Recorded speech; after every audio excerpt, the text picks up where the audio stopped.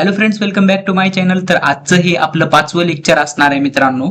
तर आजच्या लेक्चरमध्ये आपण हे 4 फंक्शन्स गेट कॅर, पुट कॅर, मेलॉक आणि केलॉक हे 4 फंक्शन्स, टोटल 4ही फंक्शन्स आज घेणार आहोत.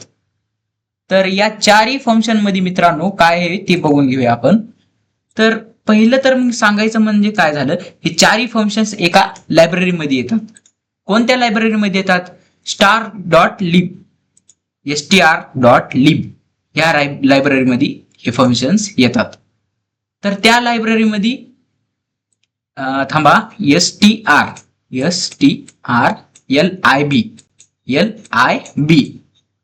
या star.lib हेडर फाईल मध्ये हे फंक्शन्स येतात मित्रांनो.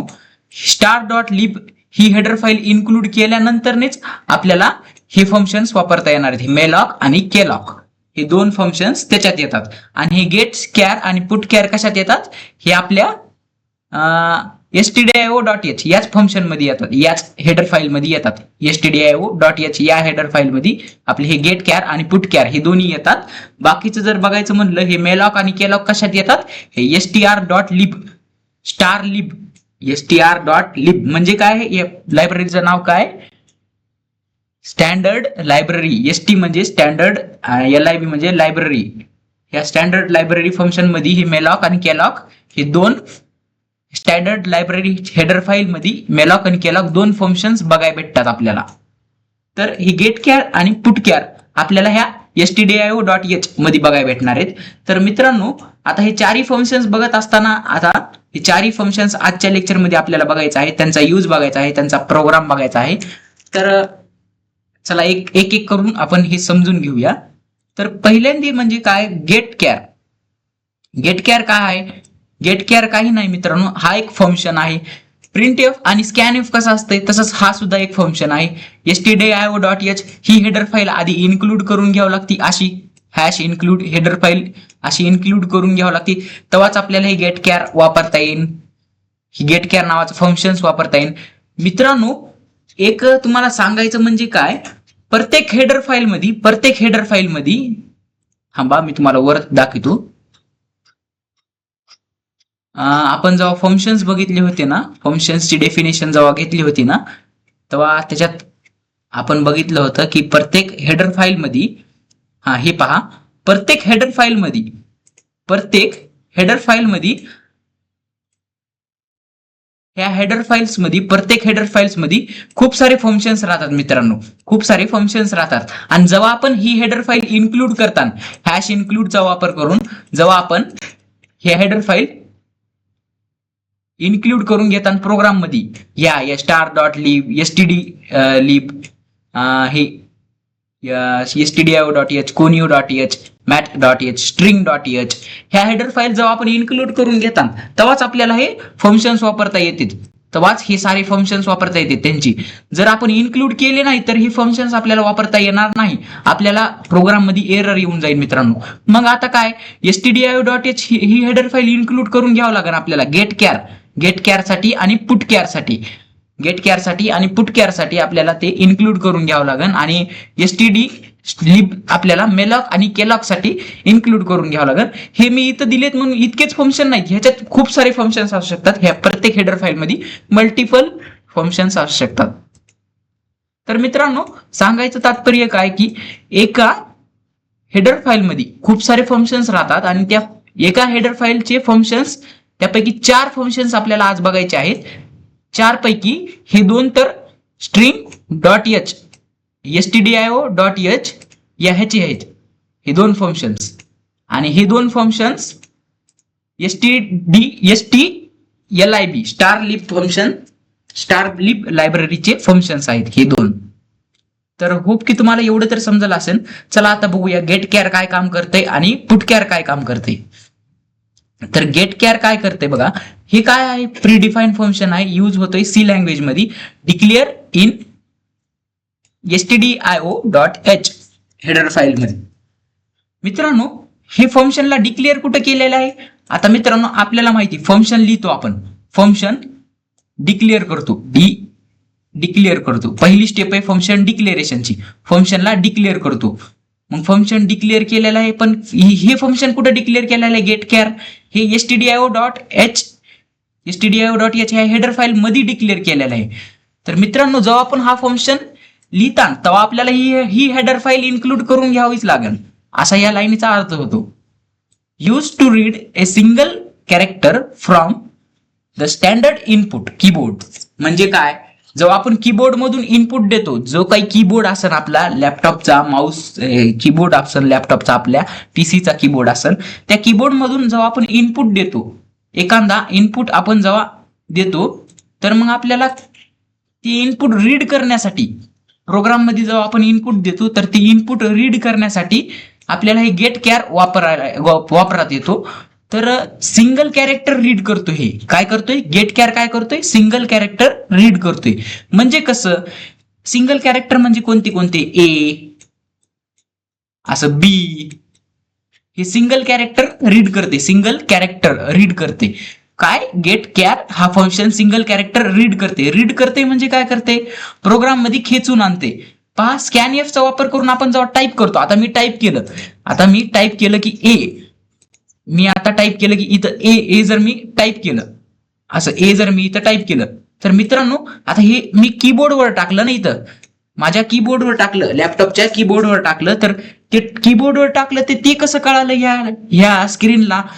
कारण की इथं मागं रीड व्हायलंय. कीबोर्डवर मी जे काही टाईप करीन ते रीड व्हायले. आता मी बी टाकतो, पहा बी टाकलं तर रीड झालं ना, ते रीड व्हायले. ते रीड करायचं काम कोण करतंय? गेट कॅर एक सिंगल कॅरेक्टर रीड करायचं काम करतंय.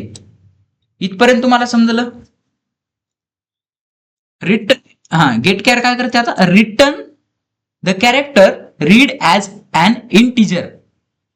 पहा, इंटिजर कॅरेक्टरचे आस्की व्हॅल्यू रीड करते. या लाईनीचा अर्थ काय होतो? इंटिजर कॅरेक्टरचा आस्की व्हॅल्यू रीड करते. कोण? हा गेट कॅर फंक्शन. आता ही ए आहे मित्रांनो. आस्की व्हॅल्यू म्हणजे कोणती व्हॅल्यू? आस्की व्हॅल्यू म्हणजे या कॅरेक्टरला दिलेल्या व्हॅल्यू राहतात मित्रांनो. आता प्रत्येक ए टू झेड जेवढे कॅरेक्टर्स येतात, ए टू झेड जेवढे कॅरेक्टर्स येतात, ह्यांच्यामध्ये किती तर कॅरेक्टर्स येतात, जेवढे पण कॅरेक्टर्स येतात तेवढ्याला प्रत्येकाला एक व्हॅल्यू दिलेली राहते.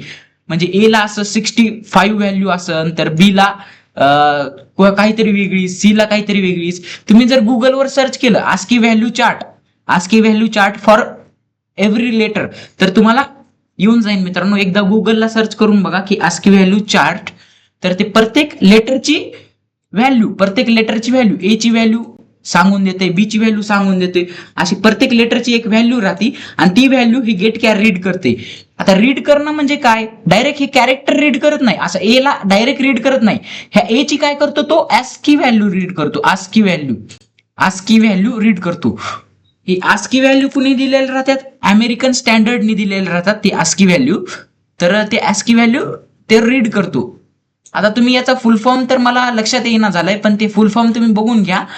याचा फुल फॉर्म मला लक्षात येईना, पण एवढं माहिती की आस्की व्हॅल्यू काय राहतात, की एखाद्या कॅरेक्टरला दिलेल्या व्हॅल्यू राहतात आणि आपण कीबोर्डवर जो कॅरेक्टर टाईप करतो तर त्याच्या मागे बायनरी लँग्वेज कळते आपल्या मशीनला. माहिती ना, आता ह्या लॅपटॉप आहे, या लॅपटॉपला बायनरी लँग्वेज कळती. मी जेव्हा इथून कीबोर्ड मधून ए कॅरेक्टर प्रेस केला, ए नावाची की प्रेस केली, म्हणल्यावर ह्याला कसं कळणार? तर मित्रांनो, ही बायनरी लँग्वेज कळती ना या मशीनला, तर या लॅपटॉपला बायनरी लँग्वेज कळती. मग ए ला एक नंबर असाइन केलेला राहतो, ए ला 65 असा नंबर असाइन केलेला राहतो. तर त्या 65 ला बायनरी मध्ये कन्वर्ट करतात. 65चं बायनरी मध्ये कन्वर्ट केल्यानंतर ते बायनरीचं ही मशीन रीड करते मित्रांनो. अशा व्हॅल्यूज रीड करते आपलं लॅपटॉप. आपली कोणती पण मशीन अशाच व्हॅल्यू रीड करते मित्रांनो. तर सांगायचा उद्देश म्हणजे काय आहे की हा गेट कॅर काय करतो? एखादं कॅरेक्टर रीड करतोय. आता पुढची लाईन बघा. Wait for user to press enter after typing the character. पहा, कॅरेक्टर मी टाईप केलं, कॅरेक्टर जेव्हा मी टाईप करतो आणि हे वेट करतो युजरला एंटर प्रेस करीपर्यंत. एंटर प्रेस केलं की मग तो आउटपुटला जातो, जो काही तो लेटर आहे ते. आता प्रोग्रामद्वारे आपण बघणारच आहोत, तर ते तेव्हा तुम्हाला आणखीनच क्लिअर होऊन जाईल. टेक नो आर्ग्युमेंट, हा आर्ग्युमेंट घेतो का नाही, तर हा असा आर्ग्युमेंट घेत नाही. आर्ग्युमेंट घेणं म्हणजे काय, या ब्रॅकेटमध्ये काहीतरी असं पास करणं, एक्स एफ असं काहीतरी पास करणं, कोणते पण व्हेरिएबल्स पास करणे, त्याला आर्ग्युमेंट म्हणतात. पण हा आर्ग्युमेंट घेतो का गेट कॅर, नाही घेत. पहा एक्झाम्पल मध्ये बघा, हाचा प्रोग्राम बघणार आहोत आपण. हे प्रोग्राम आधी समजून सांगतो आणि आणखीन एक प्रोग्राम मी करून दाखवणार आहे. पुट कॅर आणि गेट कॅर दोन्हीचा कंबाईन प्रोग्राम करून दाखवणार आहे. आधी हा प्रोग्राम समजून घ्या गेट कॅरचा. हॅश इन्क्लूड stdio.h ही हेडर फाईल इन्क्लूड करून घ्यावी लागेल आपल्याला. कॅरेक्टर डिक्लेअर केला, कॅरेक्टर सीएच नावाचा व्हेरिएबल बनविला, सीएच नावाचं काय बनविलं, व्हेरिएबल बनविलं, त्याचे डाटा टाईप काय दिला, कॅरेक्टर, CHAR कॅर दिलं. तर मित्रांनो प्रिंट एफ चा वापर करून एंटर ए कॅरेक्टर असं युजरला मेसेज दिला. युजरला काय मेसेज दिला, एंटर ए कॅरेक्टर, म्हणजे युजर काय करणार, एकच कॅरेक्टर टाकणार. कुठं, प्रोग्राम मध्ये एकच कॅरेक्टर टाकणार. तर युजरनी एक कॅरेक्टर एंटर केला, सपोज युजरने एंटर केला ए, तर ए या गेट कॅर फंक्शनच्या मदतीने कशावर जाणार, गेट कॅर फंक्शनच्या मदतीने ए रीड होणार आणि रीड झालेला ए कशावर जाणार, ह्याच्यावर जाणार, CH नावाच्या व्हेरिएबल वरती. मग जेव्हा आपण CH आउटपुटला डिस्प्ले करताना तेव्हा आपल्याला कोणता कॅरेक्टर येईल, जे कॅरेक्टर युजरनी इनपुट म्हणून दिले ते कॅरेक्टर आपल्याला आउटपुटला येईल. आउटपुटला तेच कॅरेक्टर सेम येईल. काय कॅरेक्टर इनपुट म्हणून दिलं, तर ए कॅरेक्टर आउटपुटला येईल. मित्रांनो आय होप की तुम्हाला प्रोग्राम समजला असेल. नाही समजला टेन्शन घेऊ नका. परत आपण आता मी हे पुट कॅर झाल्यानंतर तुम्हाला सांगणार आहे, दोन्हीचा कंबाईन प्रोग्राम तुम्हाला दाखवणार आहे. तरी टेन्शन घेऊ नका, टेन्शन घ्यायची गरज नाही. पहा पुट कॅर काय राहते. आता जसं कॅरेक्टर, आता गेट कॅर काय करत होता, सिंगल कॅरेक्टर रीड करीत होता, कीबोर्ड पासून सिंगल कॅरेक्टर रीड करीत होता. आता हे काय करणार, म्हणजे गेट कॅर म्हणजे एक प्रिंट एफ समजून घ्या. प्रिंट एफ काय करतो, स्कॅन एफ, गेट कॅर म्हणजे स्कॅन एफ समजून घ्या. स्कॅन एफ काय करतो, युजरनी दिलेली व्हॅल्यूज एंटर करून घेतो ना प्रोग्राम मध्ये. युजरनी समजा व्हेरिएबल ए वरती जर मला 10 व्हॅल्यू टाकायची असेल, या ए व्हेरिएबल वरती जर मला 10 व्हॅल्यू टाकायची असेल, तर मी काय करणार, स्कॅन एफ चा वापर करून यावरती 10 व्हॅल्यू टाकणार. तसं जर मला यावरती कॅरेक्टर व्हॅल्यू टाकायची असली तर मी स्कॅन एफ चा वापर करणार का, नाही. तर गेट कॅर गेट कॅर नावाच्या फंक्शनचा वापर करणार. गेट कॅर नावाच्या फंक्शनचा वापर करून या ए वरती मी हा कॅरेक्टर टाकू शकतो. जो कोणता कॅरेक्टर असेल तो मी टाकू शकतो.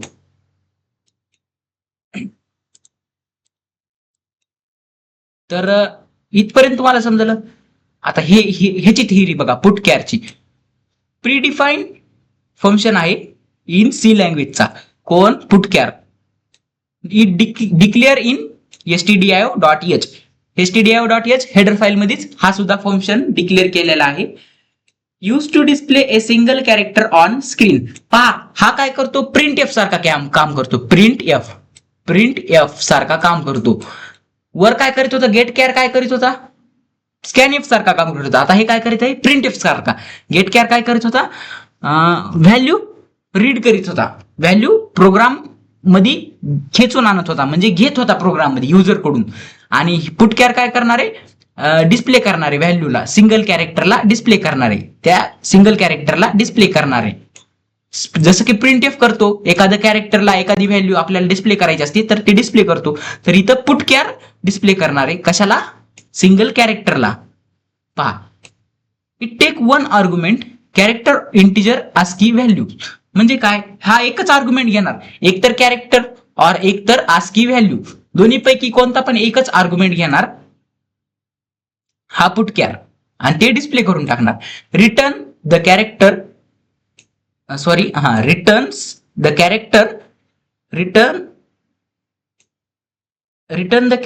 Return as integer. पहा इथं जरा टायपिंग मिस्टेक झाली. हा कॅरेक्टर रिटर्न करतो. हे काय करणार, एक कॅरेक्टर रिटर्न करणार ऍज अ इंटिजर तो कॅरेक्टर रिटर्न करणार आपल्याला. म्हणजे कसं, आता पुटकेअर काय काम करतो हे तुम्हाला सिंपल लँग्वेज मध्ये सांगून देतो. हा प्रोग्रामचा वापर करून हॅश इन्क्लूड करून stdio.h करून हेडर फाईल इन्क्लूड करून घ्यायची. वाईड मेन आपलं सेम त्याच्यामध्ये प्रोग्राम लिहिताना काय करायचं, कॅर नावाचं फॉर्म ch नावाचं व्हेरिएबल डिक्लेअर करायचं. त्याच्यावरती कोणती व्हॅल्यू टाकलेली आहे, कोणती हे टाकलेलं आहे, कॅरेक्टर टाकलेलं आहे, ए नावाचं कॅरेक्टर टाकलेलं आहे कॅर नावाच्या व्हेरिएबल वरती. तर मित्रांनो ह्याचा डाटा टाईप हे आहे. तर मित्रांनो पुटकॅर मी करीन आणि जेव्हा ह्याच्यामध्ये मी व्हेरिएबल लिहीन, हा ch नावाचा व्हेरिएबल जेव्हा मी इथं लिहीन तेव्हा मला कोणती व्हॅल्यू भेटेल, तेव्हा ए मला ही आउटपुटला काय भेटेल, मला ए व्हॅल्यू भेटेल.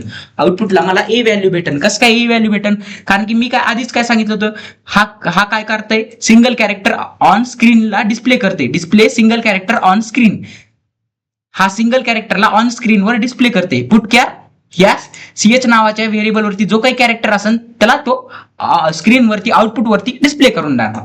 तर मित्रांनो चला आता दोन्हीचा प्रोग्राम बघूया. आपण दोन्हीचा एक कंबाईन प्रोग्राम बघूया. आपण काय करूया, गेट कॅरून हे घेऊया आणि पुटकॅर द्वारा गेट कॅरून कॅरेक्टर घेऊया आणि पुटकॅर द्वारा डिस्प्ले करूया. चला तर मग आपण प्रोग्राम बघूया. तर मित्रांनो मी आधीच प्रोग्राम लिहून ठेवलेला आहे कारण की आपला टाइम वाचून जाईल म्हणून. तर मित्रांनो आता काय करायचं आपण ही stdio.h ही हेडर फाईल इन्क्लूड करून घ्यायची. आधी तर प्रोग्राम लिहिताना मी एक्सप्लेन करताना हा प्रोग्राम सांगत आहे, तुम्ही हा प्रोग्राम एक्झाम मध्ये सुद्धा लिहू शकता. तर याचा फोटो काढून घ्या किंवा स्क्रीनशॉट काढून घ्या आपल्या स्क्रीनचा, मोबाईलच्या स्क्रीनचा. तर तुम्ही काय करता, मग तुम्हाला हे समजून जाईल की हाच प्रोग्राम आपल्याला लिहायचा आहे. तर मग कसं करायचं, आधी इंट मेन या फंक्शन मध्ये मी काय लिहिलेलं आहे, कॅर लिहिलेला आहे. कॅर नावाचा डाटा टाईप आहे, तर ch नावाचं व्हेरिएबल आहे. तर या व्हेरिएबल वरती आपल्याला आधी व्हॅल्यू घ्यायची गेट कॅर नावाचा वापर करून, गेट कॅर नावाचा फंक्शनचा वापर करून, या फंक्शनचा वापर करून युजर कडून व्हॅल्यू घ्यायची आपल्याला. मग युजरला काय करणार, एंटर ए कॅरेक्टर असा मेसेज आउटपुट स्क्रीनला देणार. तर आउटपुट स्क्रीनवर मग युजर कडून मला एक कॅरेक्टर व्हॅल्यू इनपुट म्हणून येईल. तर कोणती व्हॅल्यू येईल, युजर जी व्हॅल्यू एंटर करेन ती व्हॅल्यू मला इनपुट म्हणून येईल. मग इथं काय होणार, हा गेट कॅर नावाच्या फंक्शनचा वापर करून या ch वरती व्हॅल्यू स्टोअर होईल. गेट कॅर नावाच्या फंक्शन वरचा वापर करून या ch वरती व्हॅल्यू स्टोअर होईल. कोणती, कॅरेक्टर व्हॅल्यू स्टोअर होईल. आणि इथं यू एंटर प्रिंटएफ देऊन एक मेसेज दिला, यू एंटर्ड म्हणजे काय, तुम्ही एंटर केलेलं कॅरेक्टर, यू एंटर्ड असा अर्थ होतो त्याचा. मग पुटकॅर फंक्शन वापरणार. पुटकॅर फंक्शन वापरून ह्या ch ला मी परत इथं पुटकॅर मध्ये यूज करीत आहे. मग काय होणार, या ch ची व्हॅल्यू, या ch वरती कोणती व्हॅल्यू आहे, जी युजरने एंटर केली ती व्हॅल्यू आहे ना. कारण युजरने एंटर केलेली व्हॅल्यू गेट ch वर आली आणि गेट ch ची व्हॅल्यू ह्याच्यावर गेली, इक्वल टू वापर केला म्हणून ह्याच्यावर गेली ch वरती. मग ch वरती व्हॅल्यू स्टोअर झाली. मग आता मी पुटकॅर करीत आहे. पुटकॅर केल्यानंतर ह्या ch ला मी डिस्प्ले करीत आहे. तर मग या ch वरची व्हॅल्यू मला आउटपुट स्क्रीनला येईल ना, आउटपुटला ch ची व्हॅल्यू येईल ना. तर हो मित्रांनो, जी व्हॅल्यू युजरनी इनपुट म्हणून दिली तीच मला आउटपुट म्हणून या पुटकॅर म्हणून भेटून जाईल. तुम्ही म्हणत असाल सर इथं तर आपण असं सुद्धा करू शकत होतो, प्रिंटएफ सुद्धा वापर करू शकत होतो, स्कॅनएफ सुद्धा वापर करू शकत होतो. तर हो मित्रांनो, आपण तसं करू शकत होतात. प्रिंटएफ सुद्धा वापर करू शकत होतात आणि स्कॅनएफ सुद्धा वापर करू शकत होतात. पण मित्रांनो, प्रिंटएफ आणि स्कॅनएफ लिहिल्यामुळं आपले प्रोग्राम खूप लेंदी होत होता. पण हा जेव्हा आपण एवढूशा वाक्यामध्ये, आता इथं किती मोठं वाक्य लिहावं लागलं असतं, स्कॅनएफ, त्यानंतर ऍड्रेस द्यावा लागला असता. ह्याचं एवढी मोठी लाईन लिहिण्याऐवजी मी नुसतं एवढंच टाकून दिलं ना, म्हणजे प्रोग्राम काय झाला आपला, सोपा झाला ना. म्हणून तर आपल्याला हे फंक्शन्स वापरावं लागतात. मित्रांनो, जसं तुम्हाला प्रोग्राम करायच्या खूप साऱ्या पद्धती राहतात, जसं तुम्हाला करावं वाटेल तसं करायचं. फंक्शन्स वापरून प्रोग्राम करायचा असेल तर फंक्शन्स वापरून करायचं, फंक्शन्स न वापरून प्रोग्राम करायचा असेल, साधा प्रिंटएफ स्कॅनएफ पासून प्रोग्राम करायचा असेल तर प्रिंटएफ स्कॅनएफ पासून प्रोग्राम करू शकता तुम्ही. तर आता मी तर फंक्शन वापरून केलंय कारण की तुम्हाला मला समजवायचंय की फंक्शन काय काय काम करतात. तर आता गेट कॅर काय करतो, पुट कॅर काय करतो हे तर तुम्हाला चांगलं समजलं असेल. तर आता ते तसंच करतात का, काम तसंच करतात का ते बघायचं आपल्याला. पाहूया, रन करून पाहूया प्रोग्राम आपण. गेट कॅर काय करतो, कॅरेक्टर एंटर करून घेतो. आता मी कॅरेक्टर एंटर करतो, काय एंटर करतो, जी नावाचा कॅरेक्टर एंटर करतो. आता जी नावाचा कॅरेक्टर एंटर केला आहे. आता मी जेव्हा कीबोर्डला एंटर बटन दाबन, कीबोर्डचं एंटर की जेव्हा प्रेस करीन, एंटर की जेव्हा मी प्रेस करीन तेव्हा मग आउटपुटला काय यायला पाहिजे, जी, युअर कॅरेक्टर इज जी असं आउटपुटला यायला पाहिजे. मग मी एंटर प्रेस करतो. पहा एंटर प्रेस केल्यावर माझं काय आलं, यू एंटर्ड जी. पहा तीच व्हॅल्यू आली का, जीच व्हॅल्यू आली का, जी मी एंटर केली होती. मी कोण आहे आता, युजर आहे. मी जी एंटर केला, मग जीच व्हॅल्यू आली का आउटपुटला, हो तर जीच व्हॅल्यू आली. तुम्ही कोणती पण व्हॅल्यू एंटर करू शकता, जीच म्हणून नाही. तुम्ही समजा केली पी केली, एंटर दाबलं, पहा पी आली, ह्या बरीच पी आली. तर तुम्ही जी व्हॅल्यू एंटर करताना ती व्हॅल्यू येऊन जाईल मित्रांनो. तर मित्रांनो इथं तुम्ही ह्याच्या जागी स्कॅन एफ वापरू शकत होता आणि ह्याच्या जागी स्प्रिंट एफ वापरू शकत होता. आता इथं काय करायचं आपल्याला, युजर कडून व्हॅल्यू घ्यायची, मग स्कॅन एफ फंक्शन वापरावं लागत होता. पण स्कॅन एफ वापरला का, तर नाही. इथं गेट कॅर वापरला, मी गेट कॅर वापरला मित्रांनो. गेट कॅर वापरला म्हणून मला काय होतं, सिंगल कॅरेक्टरच घेता आलं, आणि पुट कॅर वापरला म्हणून मला सिंगल कॅरेक्टरच डिस्प्ले करता आलं. मी जर इथं सिंगल कॅरेक्टर नाही घेतलं, समजा मी मोठं कॅरेक्टर दिलं, समजा मी असं मोठं कॅरेक्टर दिलं, GSSG असं मोठं कॅरेक्टर दिलं, तर मला येईन का आउटपुटला, तर नाही. तर तो काय करणार, सिंगलच कॅरेक्टर रीड करणार, फक्त जीच त्याने रीड केलं, फक्त जीच त्याने रीड केलं आणि जीच आउटपुटला डिस्प्ले केलं. हा काय करणार, सिंगल कॅरेक्टर रीड करणार आणि सिंगल कॅरेक्टरच आउटपुटला डिस्प्ले करणार. एवढं तुम्हाला समजलं. हा प्रोग्राम एक्झाम मध्ये लिहून या, त्याची थिअरी मांडून या जर विचारली तर आय होप की तुम्हाला समजलं असेल. यावरती प्रश्न कसे पडतात ते IMP मध्ये तुम्हाला सांगून देईन. या युनिटच्या लास्टला मी IMP देणार आहे, ते IMP मध्ये तुम्हाला सांगून देईन. चला आता मेलॉक आणि कॅलॉक काय राहतात ते बघून घेऊया. तर मित्रांनो मेलॉक काय राहतो ते बघून घेऊया आणि कॅलॉक काय राहतो. मेलॉक आणि कॅलॉक हे दोन फंक्शन्स महत्वाचे फंक्शन्स आहेत. एक्झाम मध्ये तसं तर विचारले नाहीत आतापर्यंत MSBTच्या ह्याच्यात, पण विचारू शकतात. पण हे तुम्हाला महत्वाचे आहेत म्हणून मी तुम्हाला सांगून देतो. ह्याचा प्रोग्राम तर पडायचा नाही, ह्याची थिअरी पडन, ही थिअरी मी जे काही थिअरी दिलेली ती तुम्ही लिहून यायची. ह्याची 2 मार्काला आणि ह्याची 2 मार्काला, खाल्ल्याची 2 मार्काला, मेलॉकची 2 मार्काला आणि कॅलॉकची 2 मार्काला अशी थिअरी तुम्हाला पडून जाईल. तर मेलॉकची थिअरी बघूया आधी आपण. मेलॉक काय आहे, प्री डिफाईन्ड फंक्शन आहे सी मधलं, आणि ते डिक्लेअर कोण्या लायब्ररीमध्ये झालेलं आहे, एसटीडी स्टँडर्ड लायब्ररी, STDLIB चा फुल फॉर्म काय आहे, स्टँडर्ड लायब्ररी. सॉरी मी आधी स्टार लायब्ररी म्हणलो, पण स्टँडर्ड लायब्ररी ह्याचा फुल फॉर्म आहे STDLIB. STDचा अर्थ स्टँडर्ड आणि LIB चा अर्थ लायब्ररी. स्टँडर्ड लायब्ररी .h ही हेडर फाईल इन्क्लूड करून घ्यावी लागते. पहा इथं खाली घेतलेली STD स्टँडर्ड लायब्ररी .h ही हेडर फाईल इन्क्लूड करून घेतलेली आहे प्रोग्राम लिहिण्याच्या आधी. तर काय होतं ह्याच्यात पहा मित्रांनो, it stand for memory allocation, stands for memory allocation. Malloc MALOC. MA चा अर्थ काय, MA चा अर्थ मेमरी आहे, आणि LOC चा अर्थ काय, LLOC चा अर्थ काय आहे, मेलॉक चा अर्थ काय, MA चा अर्थ मेमरी आणि AWLOC चा अर्थ काय, मेमरी अलोकेशन. AWLOC चा अर्थ अलोकेशन आहे आणि M चा अर्थ मेमरी आहे. तर याच्या दोन्हीचं कंबाईन केल्यानंतर मेलॉक हा फंक्शन तयार केलेला आहे. जरासं रिलेटिव्ह नाव देण्याच्या अनुषंगाने असं नाव तयार केलेलं आहे. तर काही नाही, मेलॉक फंक्शन काय काम करतो, मेमरी अलोकेट करतो. एवढंच तुम्हाला लक्षात यायला पाहिजे. जर कोणी तुम्हाला कंपनीमध्ये इंटरव्ह्यू मध्ये विचारलं तर मेलॉक फंक्शन काय काम करतो, तर तो रन टाइम मेमरी अलोकेट करतो. म्हणजे काय करतो, it use to allocate single block of memory. हा काय करतो, एक ब्लॉक मेमरीचा अलोकेट करतो. कवा, डायनामिकली ऍट रन टाइम. कुण्या टाइमाला अलोकेट करतो, dynamically at run time. Dynamically at run time म्हणजे कोणता टाइम, जेव्हा आउटपुट स्क्रीनवर आपण असतो. आउटपुट स्क्रीनवर इथं तुम्हाला दाखवेल तर मी असा प्रोग्राम मी जेव्हा रन करतो तेव्हा अशी ब्लॅक कलरची स्क्रीन येते. मग तुम्ही आपला कॅरेक्टरचा प्रोग्राम रन करताना, गेट कॅर आणि पुट कॅरचा प्रोग्राम रन करताना बघितलं असेल की अशी काळी स्क्रीन आलती आणि इथं आउटपुट आलतं आपलं. तर ते काळी स्क्रीन आलती, तेच झाला रन टाइम मित्रांनो. त्यालाच रन टाइम म्हणतात मित्रांनो, त्यालाच रन टाइम म्हणतात. काळ्या स्क्रीनवर जेव्हा आपण होतो तेव्हाच त्याला रन टाइम म्हणतात आणि त्यालाच डायनामिक रन टाइम असं म्हणतात मित्रांनो. तर ते आता हे मेलॉक फंक्शन काय करतो, it takes 1 argument. Malloc function एक आर्ग्युमेंट घेतो, number of byte to allocate. म्हणजे काय करतो, मेलॉक फंक्शन म्हणजे काही नाही मित्रांनो. मेलॉक फंक्शन म्हणजे एखाद्या व्हेरिएबलला, आता मित्रांनो सांगायचं तात्पर्य काय, एखाद्या व्हेरिएबलला जेव्हा मी व्हेरिएबल डिक्लेअर करतो, मी ए ला डिक्लेअर केलं समजा, त्या व्हेरिएबलला मी काय करतो, डिक्लेअर करताना काय करणार, इंटिजर, कॅरेक्टर नसता फ्लोट. कोणता तर डाटा टाईप देऊन असा ए ला डिक्लेअर करणार. ए डिक्लेअर झाला. आता ए ला मेमरी अलोकेट झाली ना, ए डिक्लेअर झाला म्हणल्यावर त्याला ए मेमरीला अलोकेट झाली. ए ला किती मेमरी अलोकेट झाली, इंटिजरला किती मेमरी अलोकेट होती, 2 बाईट मेमरी अलोकेट होती. 2 बाईट्स मेमरी अलोकेट होती इंटिजरला. तर मित्रांनो मेलॉकचं काम तेच आहे की एखाद्या व्हेरिएबलला, एखाद्या व्हेरिएबलला नाही, एखाद्या पॉइंटरला मेमरी अलोकेट करून देणं, मेमरीचा block, single block of memory allocate करून देणं, हे मेलॉकचं काम आहे. इथपर्यंत तुम्हाला समजलं.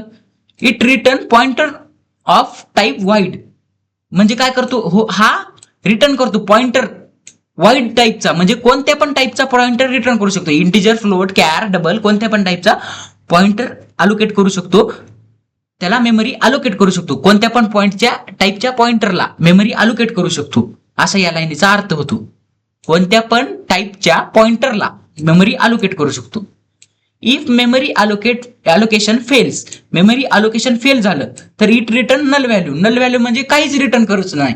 मेमरी अलोकेशन फेल झालं तर तो काय करणार, नल व्हॅल्यू रिटर्न करणार. आणि memory allocation contains garbage value. आता मित्रांनो चला मी तुम्हाला प्रोग्राम दाखवतो, गार्बेज व्हॅल्यू कोणती राहती त्याचा एक प्रोग्राम दाखवतो. चला तर मग आपण ते बघूया गार्बेज व्हॅल्यू कोणती राहती. तर मित्रांनो गार्बेज व्हॅल्यू सांगायचं म्हणजे काय, तर गार्बेज व्हॅल्यू कोणती राहती बघा मी तुम्हाला सांगतो. मित्रांनो इथं काय केलंय बघा, मी एक प्रोग्राम लिहिलेला आहे. इंटिजर ए डिक्लेअर केलेला आहे, ए नावाचा व्हेरिएबल बनवला आहे. ए नावाच्या व्हेरिएबल वरती मी कोणती व्हॅल्यू टाकलेली मला सांगा. ए नावाच्या व्हेरिएबल वरती मी कोणती व्हॅल्यू टाकलेली मित्रांनो, ए नावाच्या व्हेरिएबल वरती मी कोणतीच व्हॅल्यू टाकलेली नाही. म्हणजे या ए नावाच्या व्हेरिएबल वरती काय स्टोअर राहणार. ए नावाच्या व्हेरिएबलला मेमरी तर अलोकेट झाली. जेव्हा मी इथं डिक्लेअर केला इंटिजर ए तेव्हा मेमरी अलोकेट झाली, पण त्या मेमरीमध्ये काय आहे, त्या मेमरीमध्ये आता काय आहे सध्याला, जेव्हा मी ए मध्ये कोणतीच व्हॅल्यू टाकत नाही तेव्हा ए मध्ये गार्बेज व्हॅल्यू स्टोअर होती. गार्बेज व्हॅल्यू म्हणजे कोणती पण व्हॅल्यू असू शकते. इथं कोणती पण व्हॅल्यू असू शकते. गार्बेज व्हॅल्यू म्हणजे कोणती पण व्हॅल्यू असू शकते. रॅन्डम व्हॅल्यू स्टोअर होती त्या ए नावाच्या व्हेरिएबल वरती, आणि ती व्हॅल्यू स्टोअर होणार आणि ती व्हॅल्यू आता मी डिस्प्ले करून दाखवतो. पहा, प्रिंटएफ फंक्शनचा वापर केला आहे. ए ला डिस्प्ले केलेला आहे, मी ए ला इथं डिस्प्ले केलेला आहे. म्हणजे आता ए ची मला गार्बेज व्हॅल्यू, ए वरती कोणती व्हॅल्यू ती मला आउटपुट स्क्रीनला येऊन जाईल. तीच व्हॅल्यू कोणती राहील, आपली गार्बेज व्हॅल्यू राहील. पहा मी रन करतो प्रोग्राम. पहा आता गार्बेज व्हॅल्यू काय आहे, ए वरती गार्बेज व्हॅल्यू ही आहे, किती आहे, 32,760 64 32,764 ही व्हॅल्यू गार्बेज व्हॅल्यू आता आहे. मित्रांनो कोणती पण व्हॅल्यू असू शकते ए वरती. आता इथं बी करतो मी. आता मित्रांनो जेव्हा मी इथं रन करेन, पहा एक मिस्टेक झाली, इथं सुद्धा बी टाका. आता मी बी टाकलं.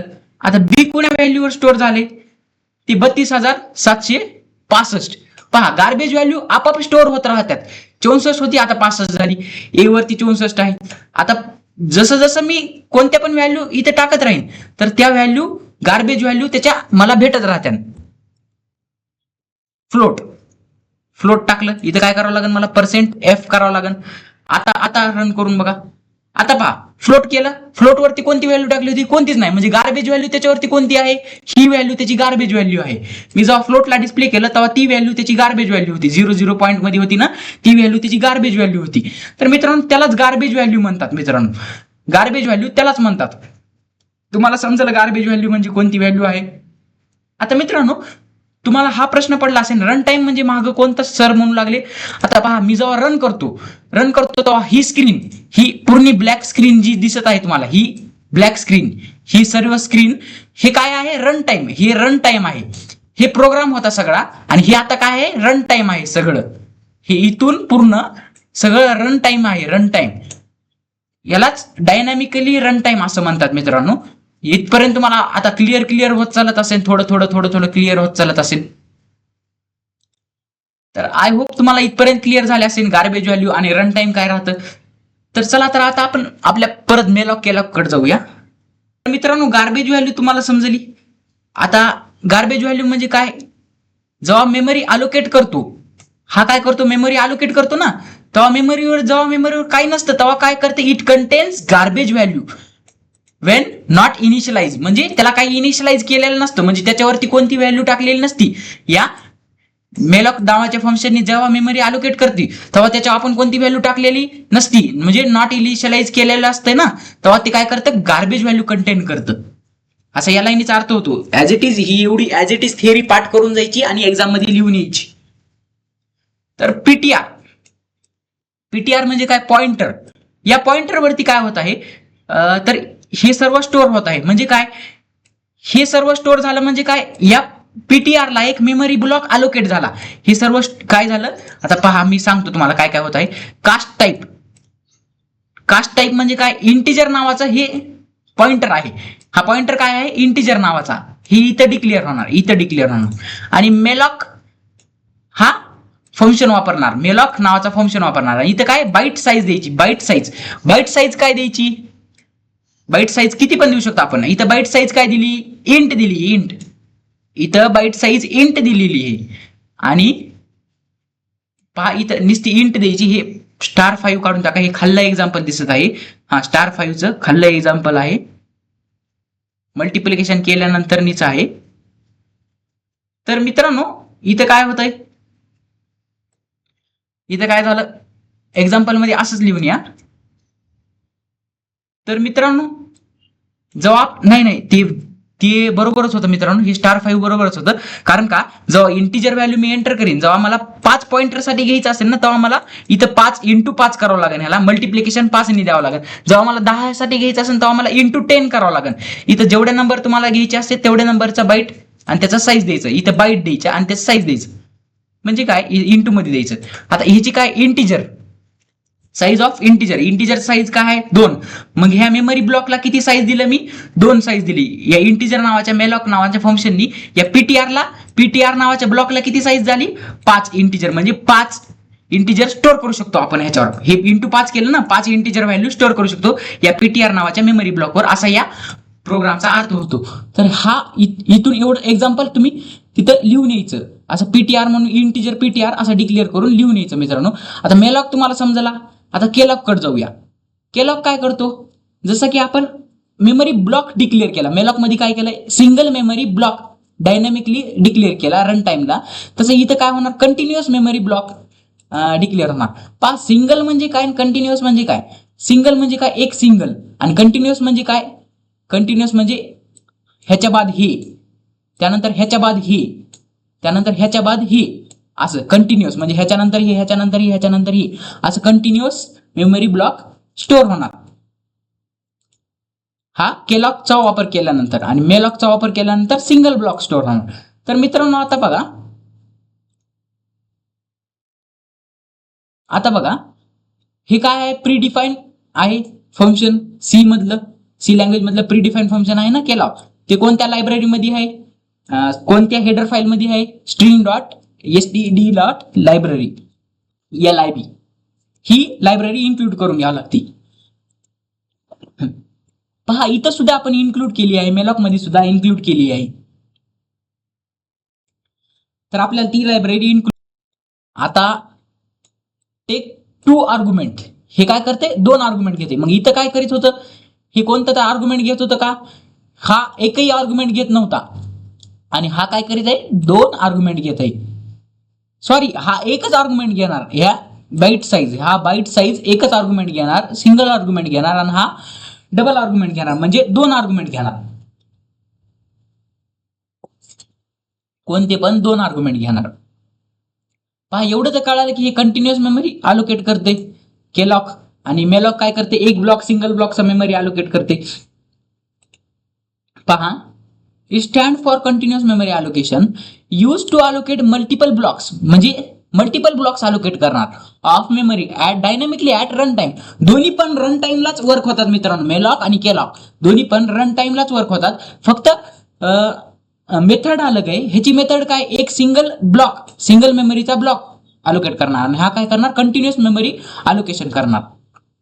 पहा, टेक 2 आर्ग्युमेंट्स, हे काय करणार, 2 आर्ग्युमेंट्स घेणार, एक तर नंबर ऑफ एलिमेंट आणि दुसरं काय करणार, size of element in bytes.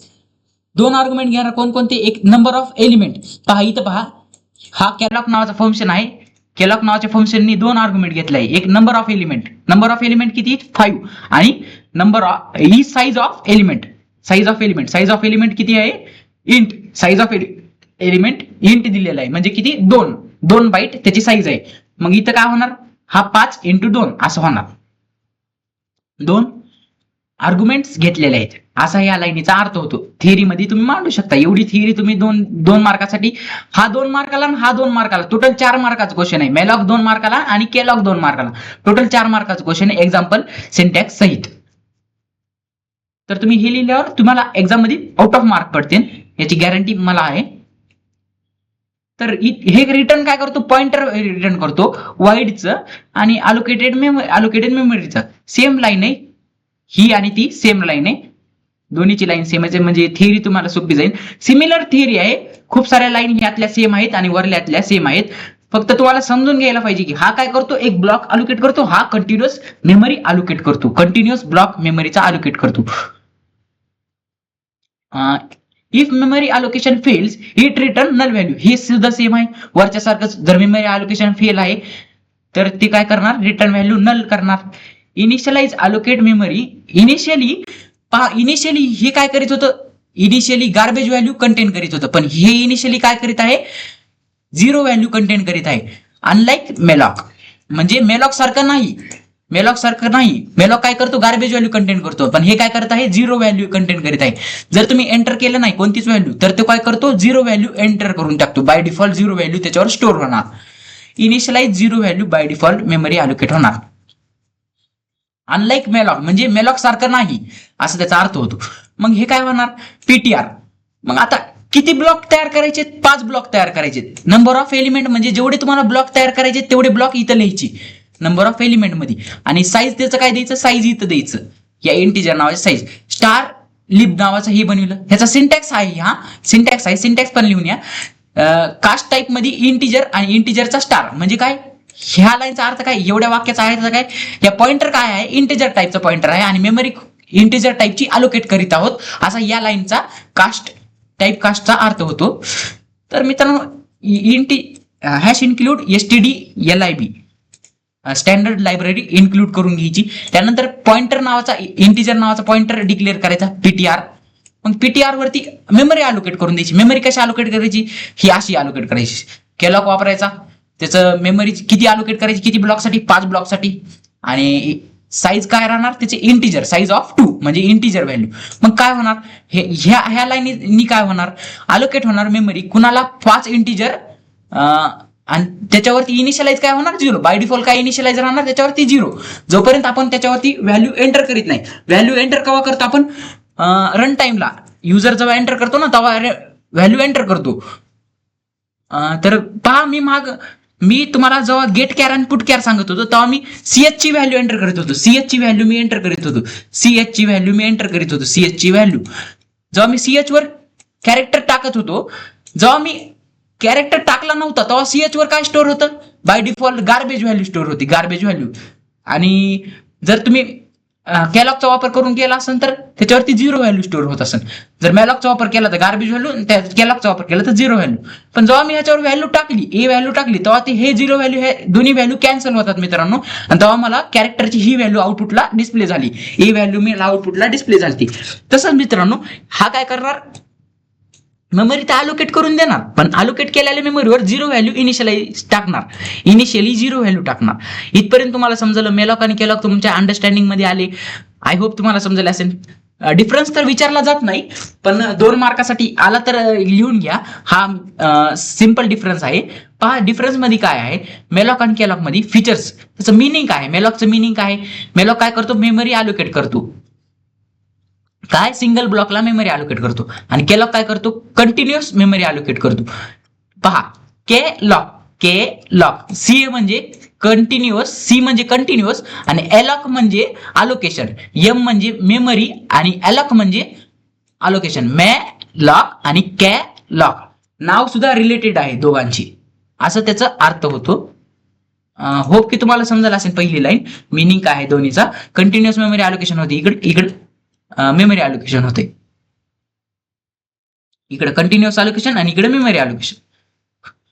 Initialization काय कसं होतंय बाय डिफॉल्ट इनिशियलायझेशन काय राहते, इथं गार्बेज व्हॅल्यू स्टोअर होती मेलॉक मध्ये आणि इथं 0 व्हॅल्यू स्टोअर होती कॅलॉक मध्ये. इनिशियलाइज 0 व्हॅल्यू स्टोअर होती. पहा आर्ग्युमेंट किती घेते, हा सिंगल आर्ग्युमेंट घेते आणि हा डबल आर्ग्युमेंट घेते. पहा इथं डबल आर्ग्युमेंट घेतलं का नाही, एक हे घेतला आणि हे घेतला, नंबर ऑफ एलिमेंट आणि साईज ऑफ एलिमेंट दोन आर्ग्युमेंट घेतलं. इथं फक्त काय घेतं आणि मेलॉक मध्ये फक्त नंबर ऑफ एलिमेंट घेतं, नंबर ऑफ ब्लॉक घेतं. नंबर ऑफ ब्लॉक तर एकच राहतं, number of size of element घेतं फक्त. स्पीड काय, हे फास्टर आहे आणि हा लाईटली स्लोअर आहे कम्पेअर टू मेलॉक. हा कॅलॉक स्लोअर आहे जरा, मेलॉक फास्टर आहे. स्पीड याची जर कॅल्क्युलेट केली तर मित्रांनो हा एक बेसिक डिफरन्स झाला. तुम्हाला होप आजचं लेक्चर आपलं समजलं असेल आणि आजच्या लेक्चरच्या प्रमाणे तर आपण सर्व घेतलेलं आहे. आणि जर बघायचं गेलं तर आपला आता सिलेबस कुठपर्यंत संपला ते बघूया. कन्सेप्ट झाला फंक्शन्सचा, लायब्ररी मध्ये फंक्शन्स मॅथ लायब्ररी झाल्या, युनिट 1 मध्ये झाल्या, स्ट्रिंग लायब्ररी झाल्या युनिट 1 मध्ये झाल्या, मॅलिशियस फंक्शन्स झाले, कोणते गेट कॅर, पुट कॅर, मेलॉक, कॅलॉक आताच याच लेक्चर मध्ये मी तुम्हाला शिकवलंय हे. आणि आता आपलं काय काय राहिले, फंक्शन डेफिनेशन झाले, फंक्शन डिक्लेरेशन झाले, फंक्शन कॉल झाले, फंक्शन कॉल झाले, कोणते कॉल बाय रेफरन्स आणि कॉल बाय व्हॅल्यू दोन्ही कॉल झालेत. पहा काय राहिले आपलं, स्कोप ऑफ व्हेरिएबल राहिले, लोकल स्कोप आणि ग्लोबल स्कोप हे एवढंच राहिले. हे झाले का आपलं पेरिमीटर झाले, हो. Function call by value, call by reference झाले, फंक्शन कॉल रिटर्न व्हॅल्यू झाले, हे फंक्शन रिटर्न टाईप झाले, फंक्शन डिक्लेरेशन हे झाले, आपल्या रिटर्न स्टेटमेंट झाले, रिटर्न स्टेटमेंट कसा वापर करतो ते झाले आपलं. हे सर्व आपलं झालेलं आहे मित्रांनो. फक्त आपले दोनच टॉपिक राहिलेले आहेत आता, स्कोप ऑफ व्हेरिएबल लोकल आणि ग्लोबल आणि रिकर्सिव्ह फंक्शन हे दोनच राहिलेले आहेत. उद्याच्या लेक्चरमध्ये हे तुमचं कंप्लीट होऊन जाईल आणि परवाच्या लेक्चरमध्ये हे तुमचं कंप्लीट होऊन जाईल आणि त्यानंतर तुमचा युनिट 4 कंप्लीट होऊन जाईल. त्यानंतर युनिट 5 आपण घेणार आहोत. असंच जर आपल्या लेक्चरला तुम्ही प्यार दिला तर तुम्ही आणखीनच आपण लेक्चर घेणार आहोत. खूप चांगल्या पद्धतीने तुम्हाला IMP देणार आहे, पेपर सॉल्व्ह करून दाखवणार आहे आणि एवढ्यावरच थांबणार नाही, मी तुम्हाला पेपर सुद्धा सॉल्व्ह करून दाखवणार. प्रिव्हियस इयर्सचे प्रत्येक क्वेश्चन पेपर मी तुम्हाला सॉल्व्ह करून दाखवणार आहे, कसं त्यावरचं अनालिसिस तुम्हाला देणार आहे. तर टेन्शन घेऊ नका. आय होप तुम्हाला पेपर आजचं लेक्चर समजलं असेल. लेक्चर समजलं नसेल टेन्शन घेऊ नका, थेरी वाचून जा. आपले नोट्स खूप सिंपल आणि इझी आहेत, ते नोट्स वाचून जा. तर बाय बाय. युनिट टेस्टसाठी तुमचं ऑल द बेस्ट. लाईक करा, शेअर करा आणि सबस्क्राईब करा आपल्या चॅनलला. लेक्चर आवडलं असेल. Bye bye.